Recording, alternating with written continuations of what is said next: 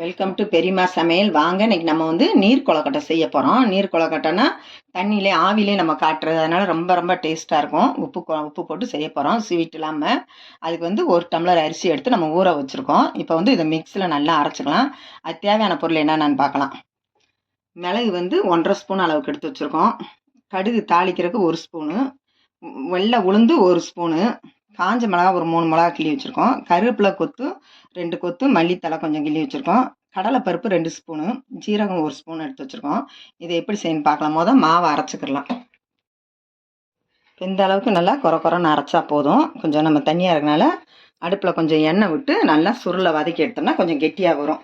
ஏன்னா இதுக்கு மேலே நம்ம மிக்சியில் அரைக்கிற வந்து கெட்டியாக அரைக்க முடியாது. அதனால் நம்ம கொஞ்சம் 1 ஸ்பூன் அளவுக்கு எண்ணெய் விட்டு நல்லா சூடு பண்ணிக்கலாம். இப்போ 1 ஸ்பூன் அளவுக்கு நம்ம எண்ணெய் விட்டுக்கலாம். ஒட்டாததுக்கு தான் அந்த எண்ணெய் விடுறோம்.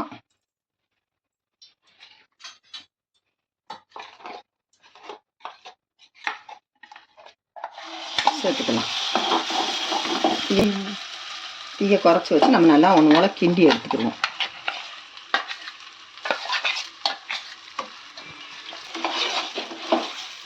நல்லா முழுத்து கிண்டோம்னா அது நல்லா கெட்டியாக வரும்.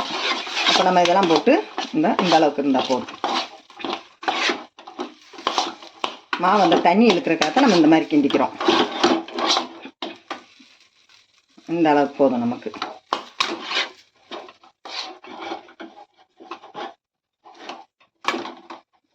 சரி, அப்போ ஸ்டவ் ஆஃப் பண்ணிக்கலாம்.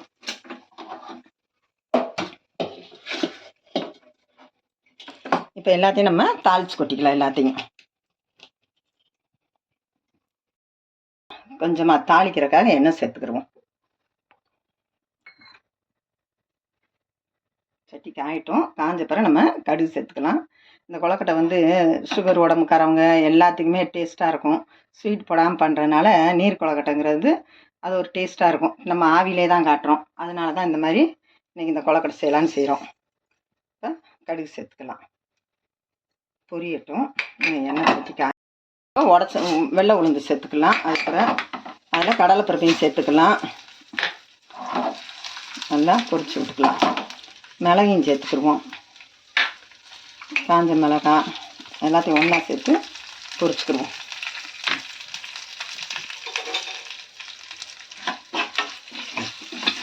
வறுத்துட்டு போடும்போது ஒரு வாசனையாக இருக்கும் நமக்கு.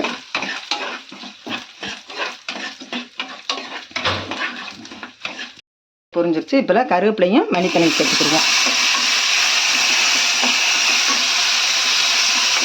அது கூட கொஞ்சம் பெருங்காயம் சேர்த்துக்கலாம் வாசனைக்கு. நம்ம உப்பு போட்டு தான் மாவில் அரைச்சிருக்கோம். ஸ்டவ் ஆஃப் பண்ணிட்டு அதில் போட்டுக்கலாம்.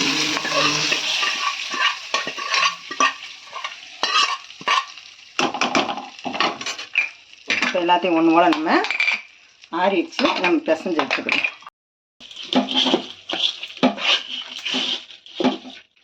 இப்போ சூடாக இருக்குது, அதனால் நான் இன்னும் கை வைக்க முடியாது ஆகலாம். அதனால் இந்த மாதிரி பண்ணிக்கிறேன். சூடாக இருக்குது, கொஞ்சம் ஆறிக்கிறட்டும்.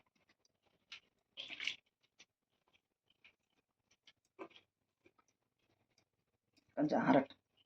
போல் பிணைஞ்சிக்கிட்டோம். இந்த மாதிரி பார்த்திங்களா, இதில் எல்லாமே கலந்துருக்கோம். கடுகுலேருந்து ஜீரகத்துலேருந்து எல்லாமே நல்லா டேஸ்ட்டுக்காக தான். வாயில் கடிபடும்போது இதில் தேங்காயும் பொடியாக நுணுக்கி போட்டிங்கன்னா நல்லா தான் இருக்கும். நான் இப்போ தேங்காய் போடலை. நல்லா மென்று சாப்பிடும்போது அது ஒரு டேஸ்ட்டாக இருக்கும், வாசனையாக இருக்கும். இந்த மாதிரி நல்லா உருட்டி வச்சுக்கலாம். எல்லாத்தையும் இதே மாதிரி எடுத்து வச்சுக்கலாம்.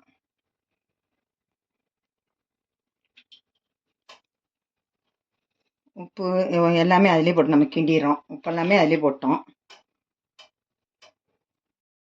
காரத்துக்கு வந்து வேறு ஒன்றும் போடல. நம்ம மிளகும் காஞ்ச மிளகா 2 கிள்ளி போட்டிருக்கோம், அதான் காரம். எல்லா கொழுக்கட்டையும் உருட்டி வச்சிட்டோம். இப்போ வந்து தண்ணி கொதிச்சிருச்சு. இப்போதைக்கு உள்ளே வச்சுக்கலாம். ஒரு 5 நிமிஷம் வந்தாலே கொழுக்கட்டை நல்லா வெந்துடும். இந்த மாதிரி மூடி போட்டுருவோம். இப்போ கொழுக்கட்டை வெந்துருவோம். நம்ம திறந்து பார்த்துக்குருவோம்.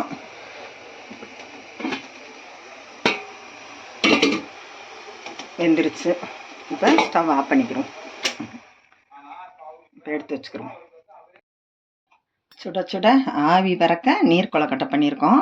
எவ்வளோ சூப்பரா பாருங்க, எவ்வளோ சாஃப்ட்டா உள்ள வந்து நம்ம ரொம்ப நைஸா அரைக்கக்கூடாது. கொஞ்சம் கொர கொரப்பா இருந்தா தான் சாப்பிட்றதுக்கு நல்லாயிருக்கும். சூப்பர் சாஃப்ட்டா இருக்கு பார்த்தீங்களா?